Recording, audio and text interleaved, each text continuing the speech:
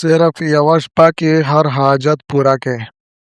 دې وظیفې په کولو سره به د ستاسو هر یو حاجت الله جل شانه پوره کړي.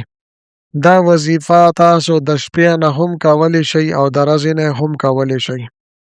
دا داسې وظیفه ده چې دا د الله جل شانه د کلام پاک یو حصه ده او دې وظیفې ته د حضرت یونس علیه السلام وظیفه ویل کیږي. کله چې حضرت یونس علیه السلام مئی تیر کو نو الله جل شانه د دې کلماتو مبارکو په سبب سره د دې په وسیلې او توفیل سره چې هغوی دا کلمات مبارکه ولوستل، الله جل شانه هغوی ته د مئی د خېټې نه نجات ورنصیب کو. دا رنګې الله جل شانه د سمندر د تیارو نه راوویستلو. نو زما عزتمندو دا دومره طاقتور کلمات مبارکه دي چې الله جل شانه حضرت یونس علیه السلام د دې په سبب او وسیلې سره د دریو تیارو نه راوویستو او الله جل شانه هغوی ته د لوی غم نه نجات ورنصیب کو. لہذا زما عزتمندو چې کم یو انسان په مصیبتونو کې اخته وي، پریشانو کې راګیر وي، بیمارو کې مبتلا وي، یا د ستاسو څه حاجت وي، د ستاسو د قرض مسلې وي، یا د کاروبار مسلې وي، د روزګار مسلې وي، یا د ستاسو د نکاح او د رشتې مسایل وي، یا د ستاسو د محبت مسایل وي، د ستاسو په رشته کې، د ستاسو په نکاح کې، کاروبار کې بندش وي، رکاوټ وي، یا هغه وروڼه چې هغوی بهر ملک کې دي، هلته هغوی ته کاروبار نه میلاویږي، روزګار نه میلاویږي، یا د هغوی څه نور څه مسلې دي، یا د ستاسو په کورونو کې غمونه دي، تکلیفونه دي، پریشانۍ دي، انشاءالله تعالی د دې وظیفې په کولو سره به د ستاسو د تمام مسایل الله جل شانه ختم کړي. زما عزتمندو دا نن واله وظیفه دا د لا اله الا انت سبحانک انی کنت من الظالمین یو ډیره مجربه، یو ډیره اسانه او طاقتوره وظیفه ده. زما عزتمندو د دې دومره ډېر لوی فضایل او برکات دي چې تاسو ورته حیرانه پاتې شئ.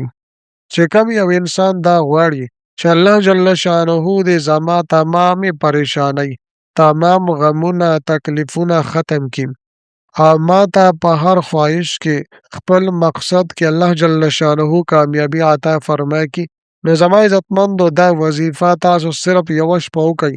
انشاءالله تعالی الله جل شانه به د ستاسو هر مشکل ختم کړي، د ستاسو پریشانۍ به الله جل شانه ختم کړي، د ستاسو د کاروبار او د روزګار مسایل وي، په هغې کې بندش وي، رکاوټ وي، د رشتې مسایل وي، نکاح مسایل وي، غمونه، تکلیفونه، بیمارۍ، الله جل شانه به تاسو ته د هغې نه نجات عطا فرما کړي.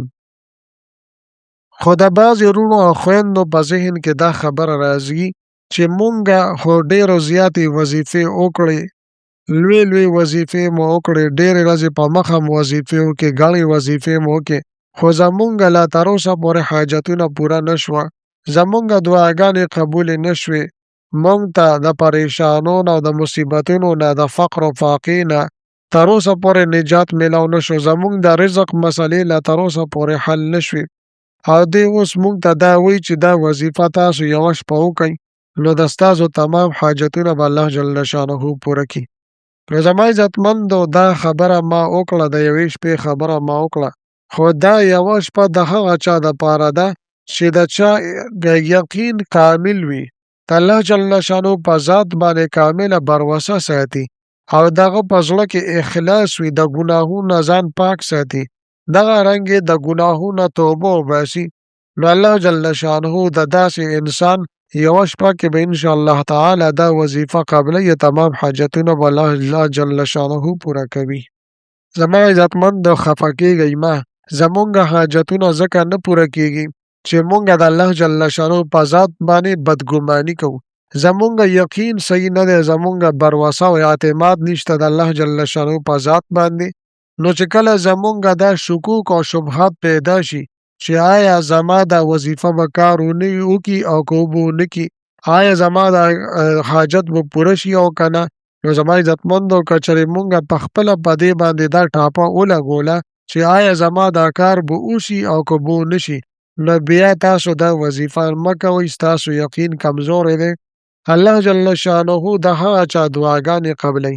الله جل شانه د هغه چا وظایف قبلوي چې د هغوی اخلاص او د هغوی یقین او بروسه د الله جل شانه په ذات باندې مضبوط وي. لہذا زما عزتمندو که چېرې د ستاسو یقین مضبوط وي نو مضبوط یقین سره تاسو دا وظیفه وکئ. الله جل شانه ارشاد فرمایي چې یو بنده څنګه په ما باندې ګمان کوي او ما هغه شانتې زه خپل بنده ته ورکړه کومه. نو زما عزتمندو موږ ته پکار دی چې موږ خپل چې کوم یقین دی، زموږ چې کوم بروسه ده او اعتماد دی، دا د الله جل شانه په ذات باندې موږ کلک او مضبوط وساتو چې انشاءالله تعالی الله جل شانه به د سترګې په یو رب کې زما دا کار کوي. نو زما عزتمندو دا کوم وظیفه چې زه تاسو ته بیانوم دا وظیفه تاسو په دوو طریقو سره کولی شئ. یوه د شپې وظیفه ده، د شپې نه به یې کوئ. بله د ورځې وظیفه ده، د ورځې نه به یې کوئ. که د شپې کول غواړئ که د ورځې نه چې څه ټایم تاسو ته موقع میلاویږي نو تاسو دا وظیفه کولی شئ. په کومه شپه هم تاسو دا کول غواړئ نو د دې دپاره څه خصوصیت نشته چې خامخا په دې شپه باندې به یې کوئ. دغه رنګې چې په کومه ورځ هم تاسو کول غواړئ نو په هغه ورځ هم تاسو دا وظیفه کولی شئ. اوس زما عزتمندو دواړې وظیفې زه تاسو ته ذکر کومه. که چېرې زما چینل مو لا تر اوسه پورې سبسکرایب کړی نه وي نو برای مهرباني دا چینل سبسکرایب کړئ. سبسکرایب سره خوا کې د ټلۍ والا نشان دی دا تاسو کلیک کړئ او سلیکټ آل یې کړئ د دې دپاره چې د هر راتلونکي ویډیو نوټیفیکیشن تاسو ته میلاویږي. زما عزتمندو زما د حوصله افزایي دپاره ویډیو ضرور لایک کړئ او لاندې کامنټ کې تاسو ماشاءالله، سبحان الله، جزاک الله یا د دې په شان د نور ښکلي الفاظ منشن کوئ ولیکئ دې دپاره چې ما له حوصله افزایي میلاویږي او نور ډېر ښکلي وظایف زه تاسو ته په دې چینل کې روم. اوس زما عزتمندو راځم وظیفې طرف ته. اول زه تاسو ته د ورځې والا وظیفه ذکر کوم. د ورځې وظیفه زما عزتمندو ډېره زیاته اسانه ده. دا وظیفه به تاسو د سحر مونځ نه پس هم کوئ، د ماسپښین مونځ نه پس بیا هم کوئ، د مازدیګر مونځ نه پس بیا هم کوئ، د ماښام او ماسخوتن مونځ نه پس بیا هم کوئ او د ماسخوتن نه پس بیا تاسو دعا غواړئ. د هر یو مونځ نه پس لا اله الا انت سبحانک انی کنت من الظالمین دا به 314 پیرې لولئ. مخکې او وروستو به ترېنه یو پیره 11 پیرې درود شریف لولئ. کله چې تاسو ماسخوتنې نه دا ولوستو نو بیا به انتهایی عاجزۍ سره توجه او ګړګړا سره به دعاګانې وغواړئ. انشاءالله تعالی ضرور به د ستاسو حاجت پوره کېږي. دارنګې زما عزتمندو د شپې وظیفه دا ده چې تاسو به اول صدقه وکئ چې څومره ستاسو د وس نه کېږي صدقه به وکئ 10 روپۍ، 50 روپۍ، 100 روپۍ چې څومره صدقه کولی شئ. کله چې تاسو د ماسخوتن مونځ وکړو نو 2 رکعته نفل او صلات حاجت نیت به تاسو وتړئ. لومبني رکعت کې به تاسو کله چې ولضالین آمین مو ولوسته نو قل یا ایها الکافرون دا صورت مبارکه به تاسو 11 مرتبه 11 پیرې ولولئ. په دویم رکعت کې او بیا تاسو ولضالین آمین نه پس او بیا قل هو الله احد صورت مبارکه 10 پیرې ولولئ. 2 رکعته مکمل کړئ. بیا به تاسو د 2 رکعاتو نفل نیت وتړئ. لومبني رکعت کې به 10 پیرې قل یا ایها الکافرون تاسو ولولئ او په دویم رکعت کې به 11 پیرې قل هو الله احد صورت مبارکه تاسو ولولئ. کله چې مو دا ولوسته نو بیا به 11 پیرې درود شریف ولولئ. بیا به دا کلمات مبارکه لا اله الا انت سبحانک انی کنت من الظالمین دا به 1111 پیرې دا به ولولئ، یعنی 11 11 11 پیرې 1111 پیرې به ولولئ او بیا به 11 پیرې درود شریف ولولئ.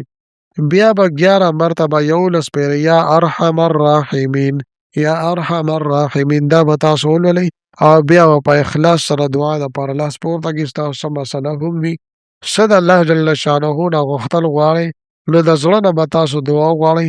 انشاءالله تعالی ستاسو لاسونه به الله جل شانه خالي نه واپس کوي. لهذا زما عزتمند په خپله هم دا وظیفه دا عمل وکئ. خپلو وروڼو دوستانو سره هم د صدقې جاري په نیت سره شیر کړئ. میلاویږم به تاسو سره بله ویډیو کې بلې وظیفې سره. تر هغه وخته پورې ماله اجازت راکړئ. د لوی الله په امان.